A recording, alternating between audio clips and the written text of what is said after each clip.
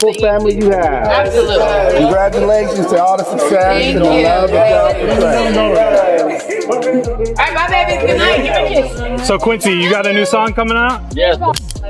Kim Porter says she dumped Diddy. I feel like In a statement to the TV show The Insider, she says she decided to end what she calls her on-again, off-again relationship with Sean Diddy Combs. but at the end of the day, I'm wilder, I'm crazier. A lot of us are wilder and crazy. Okay, so let me spill the tea. You know how some new audio just dropped and it is wild? Like it shows what Kim Porter was really going through right before she split from Diddy. And even after that, and the whispers say she was actually scared that Diddy might end her life. Like imagine that the man who said he loved her could be the one she feared the most. And people are buzzing with theories. The juiciest one being that Kim was secretly writing a tell-all book where she planned to reveal everything about Diddy's shady empire and the things he allegedly did to men, women, and even kids like she was ready to light it all up. And that is what made things so scary.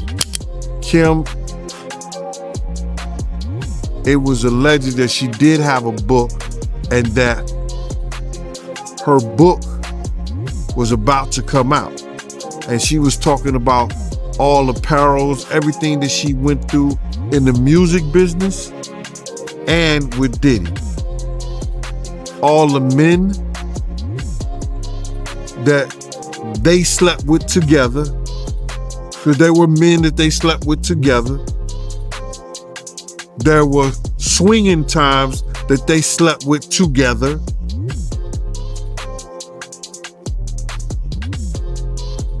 I don't know, man. How do you put your girl through some shit like that? Or how do you look at your girl and knowing that she's in another dude?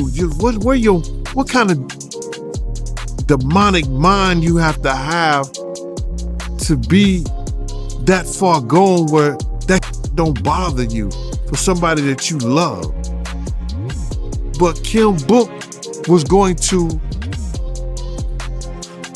express all that. And I hope she did her book on Google Docs or she did her book somewhere that is floating in the cloud of the internet that somebody can go get it one day. Because any picture you take, anything that you write or say, it's in that internet cloud. You just gotta go get it. And one day, somebody gonna go get it. But I'm sure that he probably got hold to those tablets or whatever she had, allegedly, and got rid of them. They swimming with the fishes. Wow, man. So she was about to expose all that in her book, them sleeping with men together. She was gonna expose everything. I heard it was tell all. So here is where it gets even darker. Like Diddy was already this super rich businessman and the last thing he wanted was his dirty secrets out in public. But Kim Porter was not backing down. She wanted to tell the world who he really was and expose all his madness. But the twist is, she could not hide her book and she never lived long enough to see it released. Then out of nowhere, in November 2018, news broke that Kim had died at just 47 from pneumonia, which shocked everyone in Hollywood because, come on, how does a woman who seemed so healthy just suddenly go like that? And the strangest part was the book disappeared too, which made people start digging harder. And the more they dug, the scarier the revelations became about what really went down with Kim Porter. Kim died from pneumonia, but there's the first coroner's report that said it was ruled a homicide. They found toxins in her body to prove that she had been poisoned. You know, they have poisons that create heart attack and pneumonia-like symptoms. Then right after that, Al had a meeting, and our survivors and the late of Uptown Records, they were all writing tell-all books. Andre was writing a book right before he died. Heavy D was working on a book before he died. Kim Porter was working on a book before she died. Al B. Sure was working on the documentary of his life. And then he goes into a coma. Has Puffy ever been in a coma? Has anything happened? He must be the luckiest because it seems like everybody that worked at Uptown Records from the very beginning. Yes, many years ago, I posted some information that was, basically trying to save my life. And thank goodness to my ex, the wonderful Kim Porter, the late Kim Porter, who, kind of warned me all along the way to, just kind of watch your back, so on and so forth. And I didn't understand why. Because of Diddy. Basically. Do you believe that she died of pneumonia? Absolutely not. Why? What evidence do you have? She was in the best of health. We just saw each other prior to her passing. We were actually celebrating our son's new Netflix Christmas special, and she was doing just fine. In fact, we were all at the event together at Netflix in the lobby. Sean, myself, the children, all having a great time. And I'm, grabbing Sean like, what? And she's in the back going, stop, So it was a really festive opportunity just for all of us to be together, because it's nothing like the circus that's out here.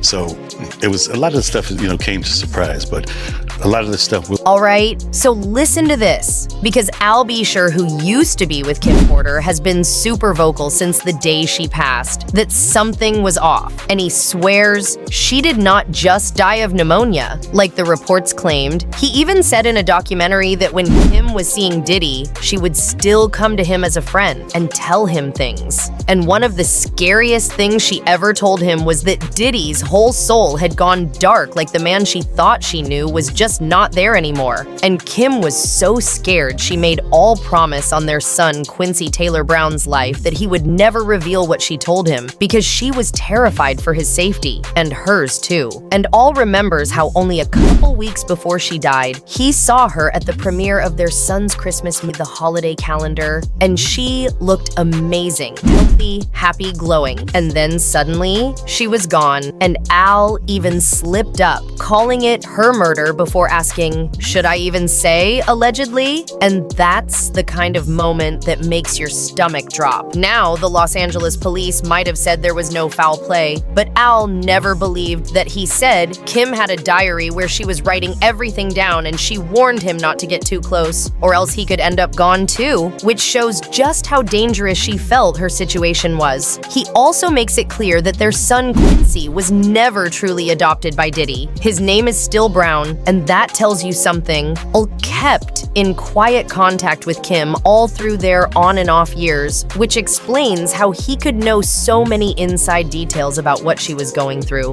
and maybe also why Diddy allegedly turned on him too. Because if Kim was really planning to expose everything, then all being close to her would have made him a threat as well. And all of this together paints such a chilling picture of the fear she was living under before her sudden death. Just when we thought the mess for Diddy was over this week, well, it looks like Al Bisher, from the 80s and 90s, is chiming in at a recent event, alluding that possibly Diddy had something to do with his recent health scare where he was in a coma for 2 months. We're going to be producing the Al Bisher life story.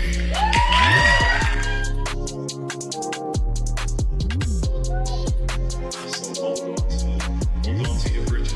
You really understand how I ended up in a coma. You're really going to need to call Homeland Security. The fact that Al Bisher is saying this so publicly makes me believe that he does believe that Diddy has something to do with it, and probably feels safe enough now to say something. Albie, he's still on the loose, even though he was recently spotted in Miami with his twin daughters, and then he was hanging out with Stevie J. Diddy has a history of bullying women into relationships with him and bullying men away from the women that he desires to possess. And I can speak about that very clearly, because that's exactly what he did with Kim Porter, and I'll be sure. We've heard what was said. They were married. Quincy was on the way. He wrote Forever My Lady in honor of Kim and Quincy. They were happy. Diddy came into the studio and said, man, I wish I could get a beautiful girl like that. This is while he was still with Misa. And Justin was already born. And Diddy said, but you have a beautiful woman and a beautiful family. Apparently, Diddy wanted his. And you see how that turned out. Did you get a chance to watch Albie Shore's Good Morning America? I think it was Good Morning America, where he did an interview. I watched some of it. I couldn't watch. I'm trying my hardest not to watch anything other than what I'm focusing on. But I saw what I could. And I'm happy that he's getting a chance to speak. I'm happy.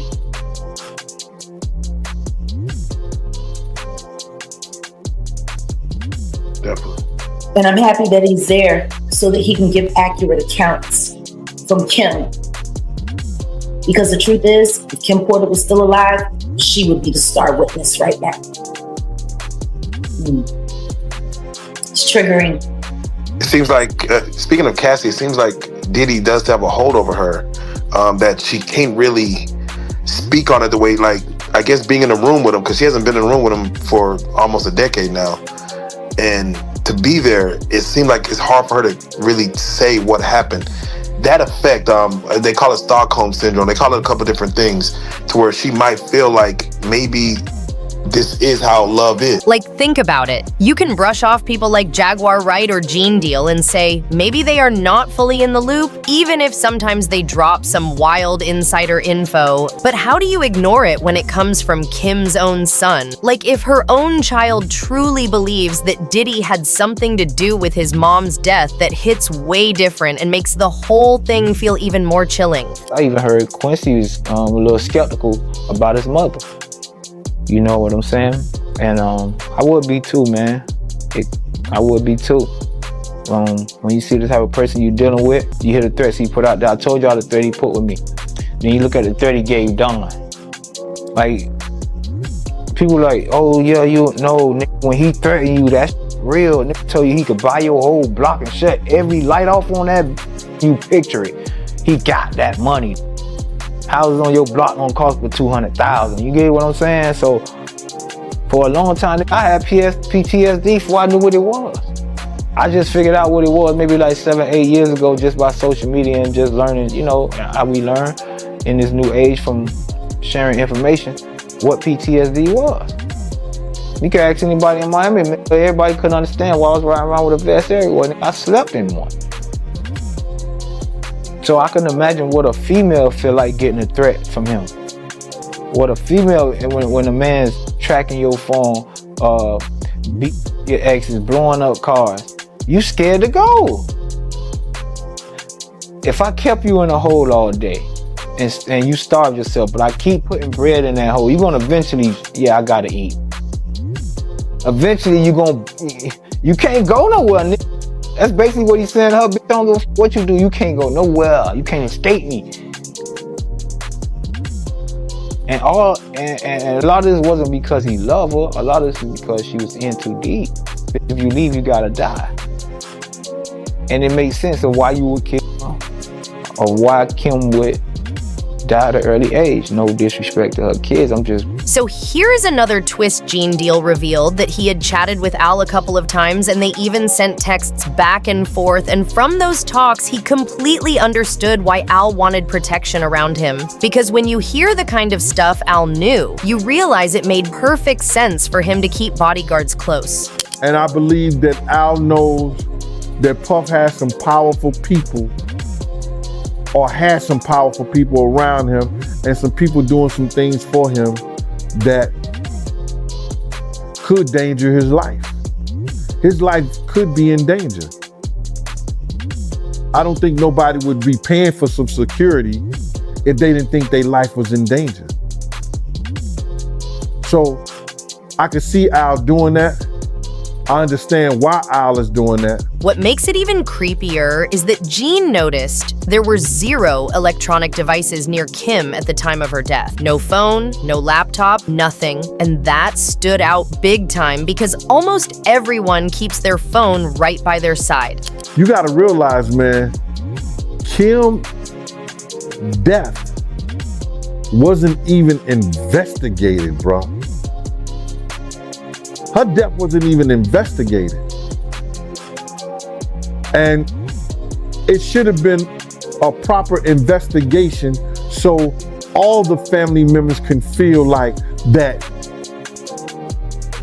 there was no foul play in her death.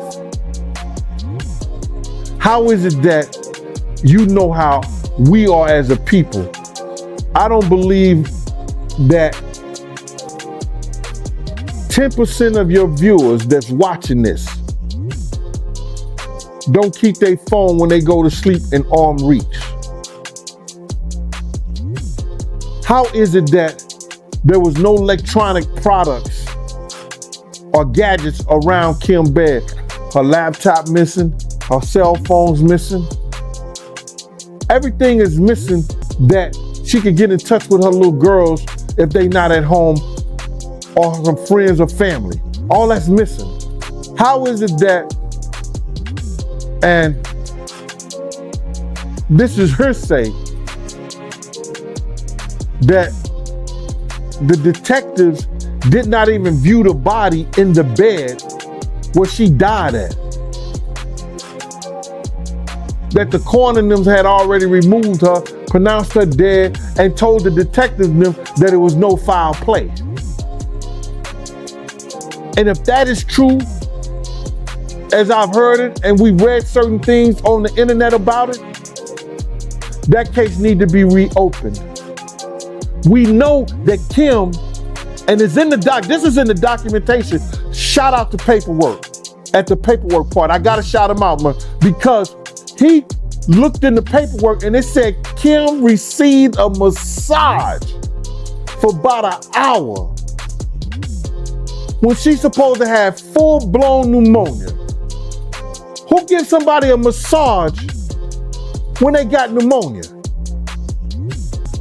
And do we know whether she used that baby oil or not? Another wild detail he dropped was that a casket had actually been ordered for Kim months before she even died. And if that really happened, it makes the whole story of her death being planned in advance sound way more believable. How you order a gold casket 2 months before somebody died, man? If I'm gonna pay, are they gonna get the money up? What is it, to resume her body? If they gonna get the money up to dig her body back up and have a real autopsy done on there, have a real investigation on there, who's it gonna hurt? I've been knowing Al for a long time. And this is in the 90s. When he walked through Eddie F house and it was about 100 degrees, me and him, we talk about this all the time because he be laughing about it. He walked through Eddie F, he was going to Eddie F house in a black leather suit and it was about 100 degrees outside. Al ain't no fool, bro. Al is not a fool and he's smart by getting extra security. I don't blame him at all. If I wasn't retired, I'd probably be working for him. Gene thought the whole situation around Kim's death was super sketchy because first reports said she was found one day, then again the next, and later they claimed it was pneumonia. But to him, none of it made sense. He pointed out that a woman with her money could have easily called a doctor or rushed to the hospital if things were really that bad. And he also questioned how the whole case was handled, wondering if an autopsy was even done the right way. Then had somebody at the funeral home, had a bodyguard at the funeral home watching the dead body for 24 hours up until the funeral. Wow, I ain't know that. That's my first time hearing about that. But for the people that's not familiar with Diddy and Kim Porter relationship, can you let the people know a little bit about their relationship? Well, Kim was very spoiled. Kim, Misha, Sarah Chapman, and Tanisha. not so more Misa, but it was Tanisha, Sarah Chapman, and Kim. They were all good friends. Puff and Misha was together first, over there uptown and everything like that. I'll Be Sure was Kim's husband. Whatever happened to Kim and I'll Be Sure, Puff came in when he got that big contract, started getting the money, he started dating Kim. Tupac was dating Sarah Chapman. You know what I'm saying? Tanisha, she was with this dude that used to hang with Puff and them named Dodd, and whoever else. They was all cool with each other. Puff, outside the physical, treated Kim like a queen. She ain't have to work. She did little acting jobs, little commercials. Got everything she wanted. Lived on 70-something Park Avenue. Not Park Avenue, 70-something on the west side by Columbus Avenue. Nice apartment. Had a maid, had a babysitter.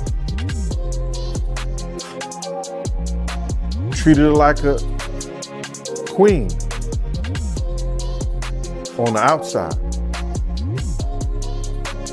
On the inside, she was subjected to doing all the nasty, all the freaky things with other people that he wanted her to do. The whole way, Kim's death was dealt with, plus the fact she was reportedly working on big things before it happened, all of it makes Diddy look really bad. And honestly, the whole situation feels like a messy can of worms that is bound to burst open sooner or later. And when it does, it looks pretty clear that Diddy could end up back in court. But for the moment, he seems to have other big problems already waiting for him. Combs is facing sentencing next month for his conviction on prostitution charges. CBS News legal reporter Katrina Kaufman has been following the case and has more from the outside of the courthouse in New York City.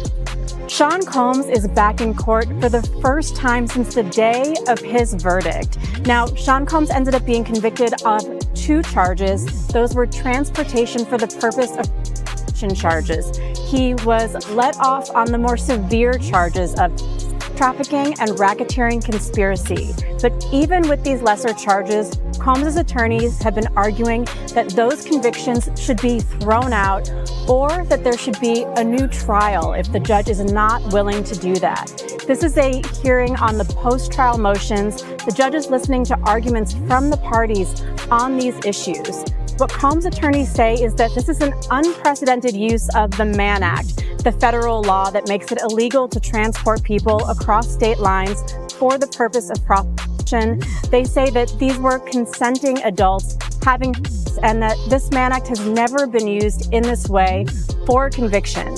Now, if the judge won't throw out the convictions, they say that a new trial is necessary because of the severe spillover prejudice from reams of inflammatory evidence that was related to those other charges that Combs was ultimately not found guilty on.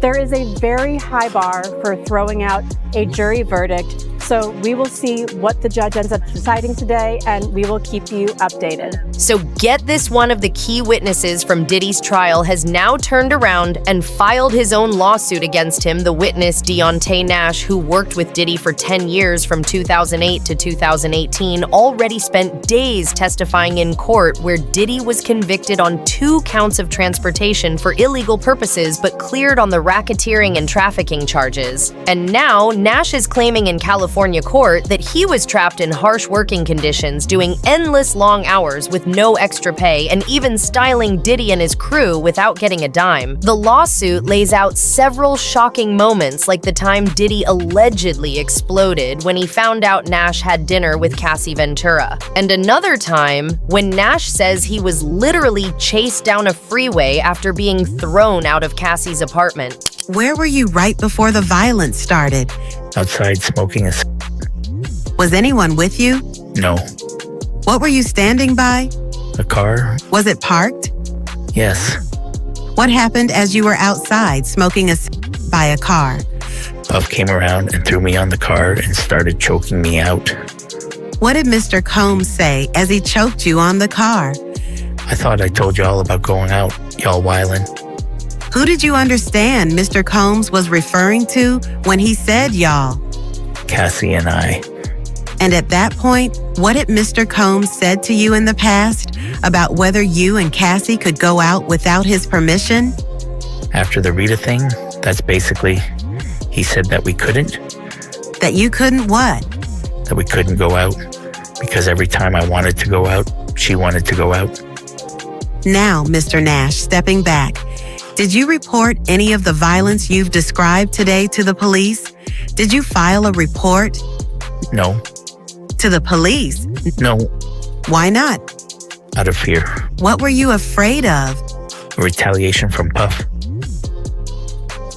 What conversations, if any, do you remember having with Mr. Combs ahead of Cassie's 29th birthday?